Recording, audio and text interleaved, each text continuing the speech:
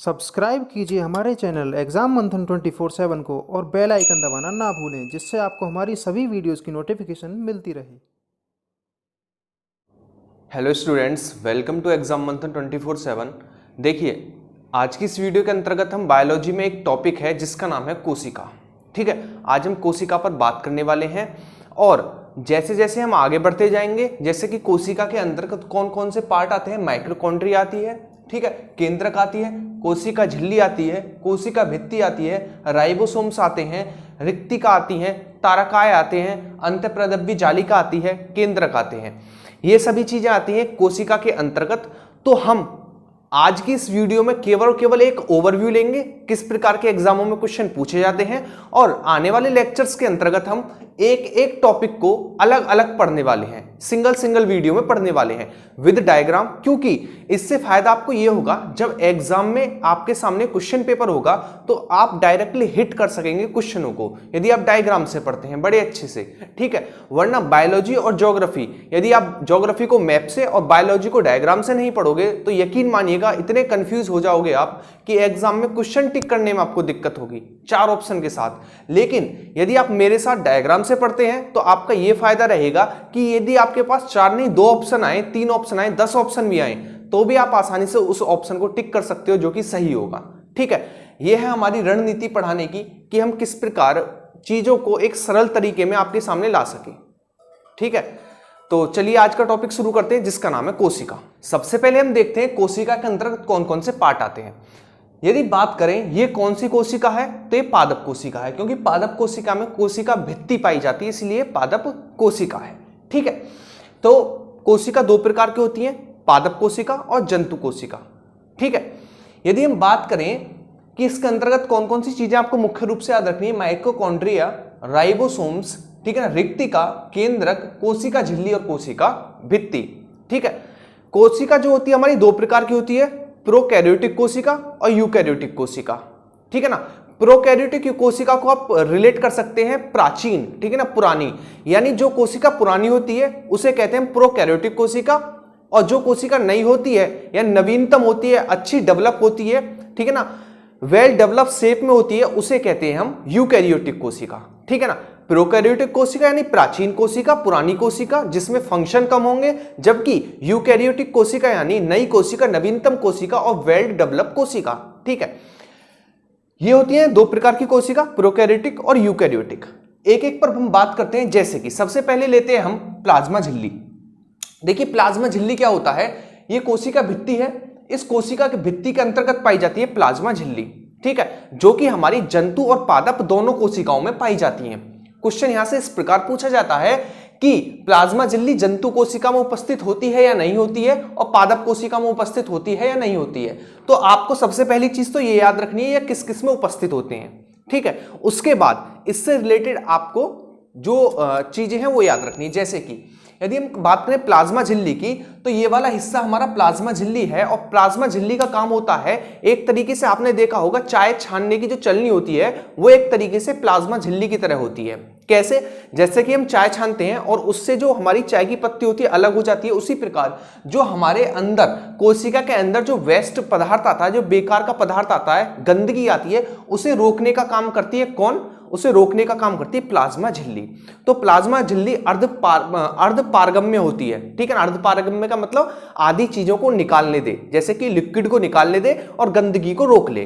ठीक है, ये किसकी बनी होती है? तो ये लाइपोप्रोटीन की बनी होती है, लिपिड प्लस प्रोटीन। किस किस की? लिपिड प्लस प्रोटीन की बनी हुई होती है। ठीक है ना, लिपिड प्लस प्रोटीन। ठीक है ना, 2 चीजों की बनी होती है जिसे कहते हैं लाइपोप्रोटीन। ठीक, नेक्स्ट हम बात करें रिक्तिका। रिक्तिका का मतलब रिक्त से, ठीक है ना, स्पेस से। जैसे रिक्तिका मतलब रिक्त, रिक्त स्थान में क्या रखा जाएगा? खाने का सामान। एक तरीके से ये होता है कोशिका का फ्रिज, जिसमें हम अपनी चीजों को सुरक्षित रखते हैं ताकि हम आने वाले टाइम में उसे खा सके, वही काम करती है हमारी रिक्तिका। ठीक है, तो रिक्तिका जो होती है हमारी जंतु कोशिकाओं में नहीं पाई जाती है, बल्कि पादप कोशिकाओं में पाई जाती है। इसका कारण यह है कि जो जंतु कोशिका होती है हमारी, जंतु देखिए जंतु क्या होते हैं, खुद का खाना बना सकते हैं।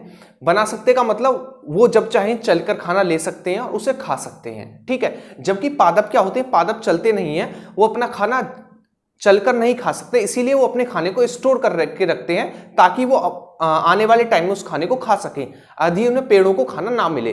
तो रिक्तिका का काम होता है फूड को सुरक्षित रखना। तो इसका मतलब रिक्तिकाएं जो होती हैं वो पादप कोशिकाओं में पाई जाती हैं, जबकि जंतु कोशिकाओं में नहीं पाई जाती हैं, और रिक्तिकाओं का काम होता है खाने को स्टोर करके रखना। नेक्स्ट हम बात करते हैं माइटोकॉन्ड्रिया। माइटोकॉन्ड्रिया को इस प्रकार समझिए कि जिस प्रकार आपको घर में लाइट जलानी है तो आपको इन्वर्टर ऑन करना पड़ेगा, तो वह इन्वर्टर जो पूरे घर में लाइट दे रहा है उसका काम करती है माइटोकॉन्ड्रिया, इसीलिए इसे कोशिका का विद्युत गृह कहा जाता है। ठीक है, तो इन्वर्टर का काम कौन करता है, पूरे घर में लाइट का काम कौन करता है, कार्यों का संचालन कौन करता है, वो है माइटोकॉन्ड्रिया। ठीक है, ये पादप और जंतु कोशिका दोनों में पाई जाती है, क्योंकि आप एक बात बताइए, खाना बनाने के लिए या फिर कार्यों का संचालन के लिए दोनों में जरूरत है, पादप कोशिकाओं में भी जंतु कोशिकाओं में भी, इसीलिए माइटोकॉन्ड्रिया दोनों में पाई जाती है। नेक्स्ट हम बात करते हैं लवक।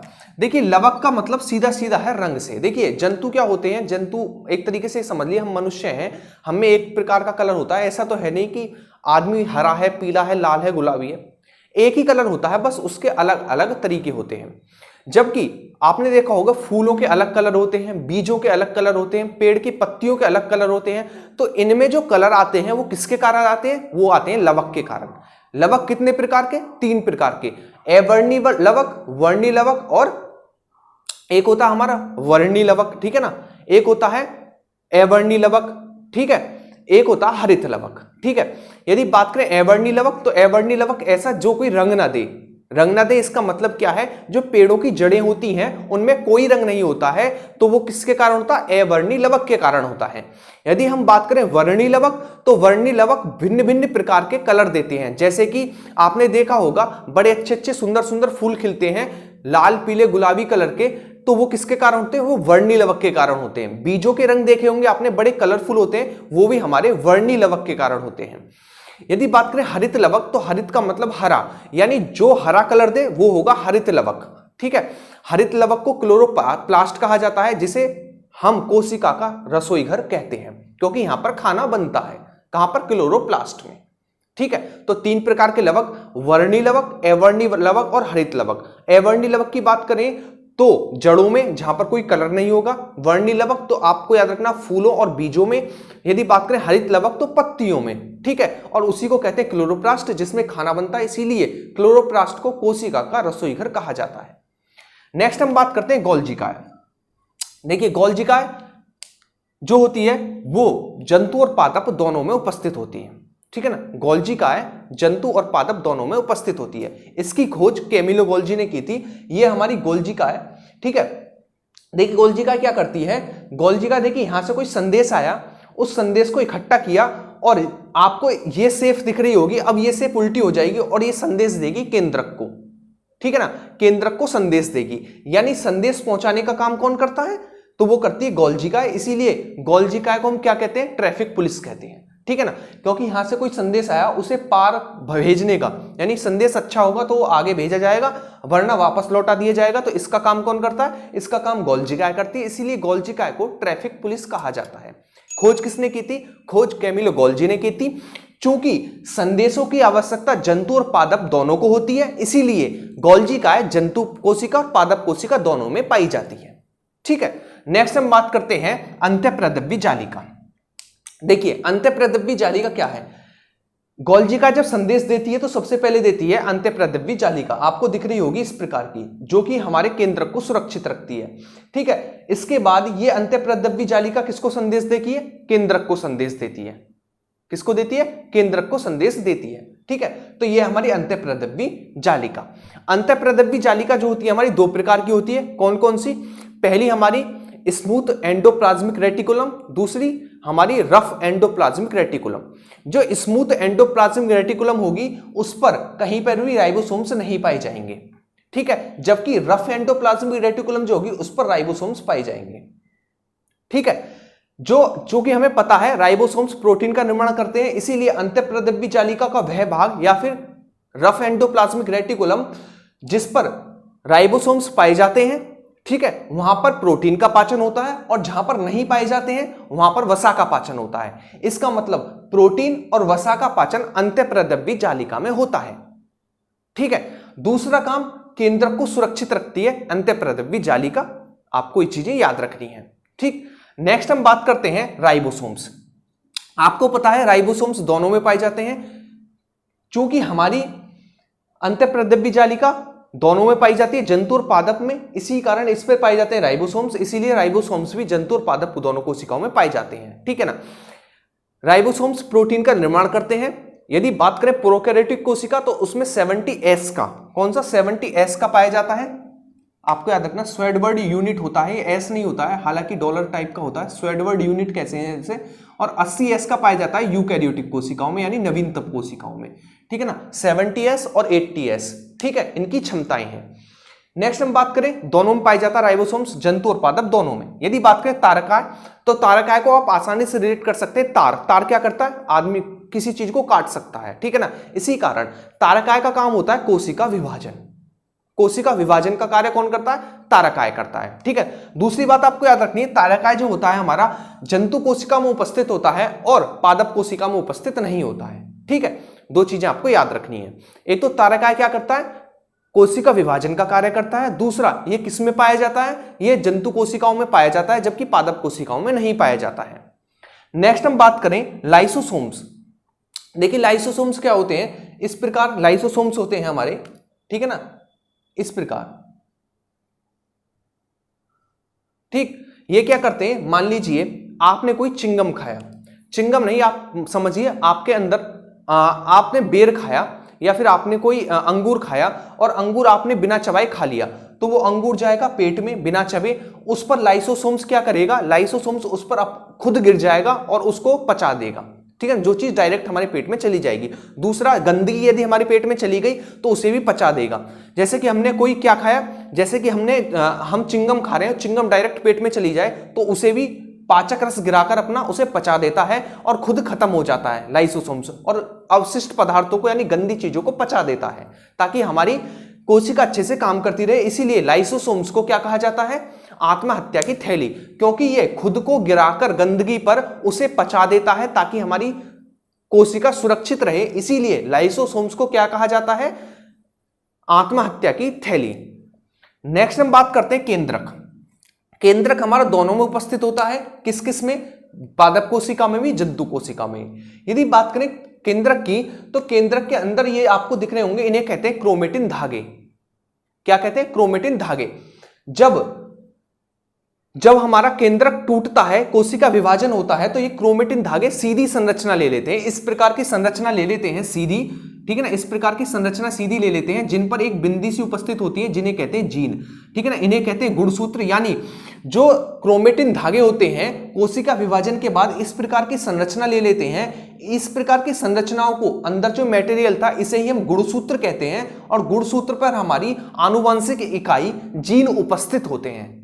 क्या उपस्थित होते हैं, जीन उपस्थित होते हैं। तो आपको याद रखना है, ये जो क्रोमेटिन धागे हैं, जब ये केंद्रक टूटेगा कोशिका विभाजन के समय, तो इस प्रकार की संरचना ले लेंगे और इन्हें कहा जाएगा क्या, गुणसूत्र। और इन पर जो पॉइंट उपस्थित होंगे इन्हें कहा जाएगा जीन। ठीक है ना, आनुवंशिकता की इकाई। ये चीजें आपको याद रखनी है। नेक्स्ट हम बात करते हैं कोशिका भित्ति। देखिए कोशिका भित्ति का काम होता है कोशिका को सुरक्षित रखना, कोशिका की दीवार। ठीक है ना, कोशिका पे भारी आघात हो उससे बचाना। तो एक बात बताइए, जो जंतु कोशिका होती है, जैसे कि हमें मानिए हम अपनी सुरक्षा कर सकते हैं आसानी से, ठीक है, लेकिन क्या पेड़ पौधे कर सकते हैं? अभी आप पेड़ को काटिए, क्या पेड़ अपने आप को रोक पाएगा? नहीं। इसीलिए कोशिका की सुरक्षा के लिए कोशिका भित्ति पादप कोशिकाओं में तो पाई जाती है, लेकिन जंतु कोशिकाओं में नहीं पाई जाती है। ठीक है, तो ये चीजें आपको याद रखनी है। क्यों नहीं पाई जाती है? क्योंकि हमें कोशिका भित्ति की आवश्यकता नहीं है, हम खुद सुरक्षा अपनी कर सकते हैं और जंतु भी कर सकते हैं, लेकिन पेड़ क्या हो अपनी सुरक्षा नहीं कर पाते, इसीलिए उनकी कोशिका में कोशिका भित्ति पाई जाती है, जो कि भारी आघातों से कोशिका को बचाती है। ये चीजें आपको मुख्य रूप से याद रखनी है कोशिका को लेकर। आने वाले समय में हम एक एक टॉपिक को डिटेल में पढ़ेंगे, बिल्कुल विस्तृत तरीके से पढ़ेंगे, ताकि आपको एग्जाम में जरा सी भी दिक्कत नहीं हो एग्जाम को लेकर। वरना तो आपको पता है यही चीजें 1.5 2 घंटे में बड़े बड़े चैनलों पर पढ़ाई जा रही है, आप वहां जाकर पढ़िए, अपना टाइम भी बर्बाद कर सकते हैं, कोई दिक्कत नहीं है। आपको लगता है यहाँ पर आपका टाइम बच रहा है तो पढ़िए आप, ठीक है। चलिए तो आज हम अपना रिवीजन कर लेते हैं, हमने क्या पढ़ा। देखिए जल्दी से रिवीजन करते हैं। सबसे पहले हमने प्लाज्मा झिल्ली देखा, तो प्लाज्मा झिल्ली हमारी गंदी चीजों को आगे बढ़ने से रोकती है ताकि जो हमारी कोशिका है वो साफ सुथरी रहे। और ये जंतु और पादप दोनों में पाई जाती है। नेक्स्ट हम बात करें रिक्तिका, तो रिक्तिका का मतलब रिक्त स्थान। इसके अंतर्गत फूड स्टोरेज रहता है और ये पादप कोशिकाओं में पाई जाती है, जंतु कोशिकाओं में नहीं पाई जाती है। नेक्स्ट हम बात करें माइटोकॉन्ड्रिया, तो माइटोकॉन्ड्रिया को विद्युत गृह कहा जाता है क्योंकि इसी में पूरी कोशिका के लिए ऊर्जा भेजी जाती है, ठीक है। और ये पादप और जंतु दोनों कोशिकाओं में उपस्थित होती है। नेक्स्ट हम बात करें लवक, तो लवक 3 प्रकार के होते हैं, वर्णी लवक, अवर्णी लवक और हरित लवक। अवर्णी लवक की बात करें तो किस में पाए जाते हैं, तो वो जड़ों में पाए जाते हैं पेड़ पौधों की। यदि वर्णी लवक की बात करें तो फूलों में और बीजों में। यदि हरित लवक की बात करें तो पत्तियों में। और हरित लवक को क्लोरोप्लास्ट कहा जाता है, क्लोरोप्लास्ट में ही खाना बनता है, इसीलिए उसे कोशिका का रसोई घर कहा जाता है। बात करें गोल्जी काय की, तो गोल्जी काय क्या करता है, संदेशों को केंद्रक तक पहुंचाता है, इसीलिए गोल्जी काय को ट्रैफिक पुलिस कहा जाता है, ठीक है। और ये जंतु और पादप कोशिका दोनों में उपस्थित होता है। नेक्स्ट हम बात करें अंतःप्रदब्बी जालिका, तो 2 प्रकार की होती है, रफ एंडोप्लाज्मिक रेटिकुलम और स्मूथ एंडोप्लाज्मिक रेटिकुलम। जो रफ होगी उसके ऊपर राइबोसोम्स पाए जाएंगे जहां पर प्रोटीन का पाचन होगा, जबकि स्मूथ जो होगी उस पर राइबोसोम्स नहीं पाए जाएंगे, जिस पर किसका पाचन होगा, जिस पर वसा का पाचन होगा। इसका मतलब प्रोटीन और वसा का पाचन कहां पर होता है, तो इन दोनों का पाचन हमारा अंतःप्रदब्बी जालिका में होता है। उसके बाद हमने बात की केंद्रक पर, तो केंद्रक जो होता है, केंद्रक के अंदर क्रोमेटिन धागे होते हैं। जब कोशिका विभाजन होता है तो क्रोमेटिन धागे हेलिकल संरचना ले लेते हैं, खड़ी संरचना ले लेते हैं, जिसे गुणसूत्र कहते हैं। और उन गुणसूत्रों पर पॉइंट से पाए जाते हैं जिन्हें जीन कहते हैं। जीन आनुवंशिकता की इकाई होती है। उसके बाद हमने बात की राइबोसोम्स, तो राइबोसोम्स प्रोटीन का पाचन करते हैं, फिर प्रोटीन का निर्माण करते हैं। राइबोसोम्स 2 प्रकार के पाए जाते हैं, प्रोकैरियोटिक कोशिका में 70S का और यूकैरियोटिक कोशिका में 80S का, ठीक है। नेक्स्ट हम बात करें तारकाय, तो तारकाय का मतलब होता है कोशिका विभाजन। तो तारकाय जो होते हैं किसमें पाए जाते हैं, तो तारकाय जो होते हैं हमारे जंतु कोशिकाओं में पाए जाते हैं, जबकि पादप कोशिकाओं में नहीं पाए जाते हैं। नेक्स्ट हम बात करें लाइसोसोम्स, तो लाइसोसोम्स क्या करते हैं, जो अवशिष्ट पदार्थ, गंदा पदार्थ होता है उसके ऊपर खुद को गिराकर उसे पचा देते हैं, खुद खत्म हो जाते हैं। इसी कारण लाइसोसोम्स को आत्महत्या की थैली कहा जाता है, ठीक। नेक्स्ट हम बात करें कोशिका भित्ति, तो कोशिका भित्ति कोशिका को भारी आघातों से बचाती है। कोशिका भित्ति कोशिका को भारी आघातों से बचाती है, इसीलिए यह पादप कोशिकाओं में पाई जाती है, जंतु कोशिकाओं में नहीं पाई जाती, क्योंकि जंतु कोशिका अपनी सुरक्षा खुद कर सकते हैं, ठीक है। तो ये था आज का हमारा छोटा सा टॉपिक। उम्मीद करता हूं आपको बहुत अच्छा लगा होगा। और जो स्टूडेंट्स वीडियो देख रहे हैं, यकीन मानिएगा आपके एग्जाम में डायरेक्टली क्वेश्चन यहां से फंसने वाले हैं। तो आप लगातार इसी प्रकार पूरी बायोलॉजी को कंप्लीट करना मेरे साथ। और यहां यह मत समझना कि आपको जो कंटेंट है ना अदर्स चैनल पर, आप यकीन नहीं मानोगे, इसे कम से कम 1.5-2 घंटे में पढ़ाया हुआ है। वहां से टाइम बचाइए, जहां से अच्छा लगे पढ़िए, लेकिन अपने कंसेप्ट डेवलप करने हैं तो मेरे साथ पढ़िए, इस चैनल पर पढ़िए यदि आपको अपने कंसेप्ट डेवलप करने हैं।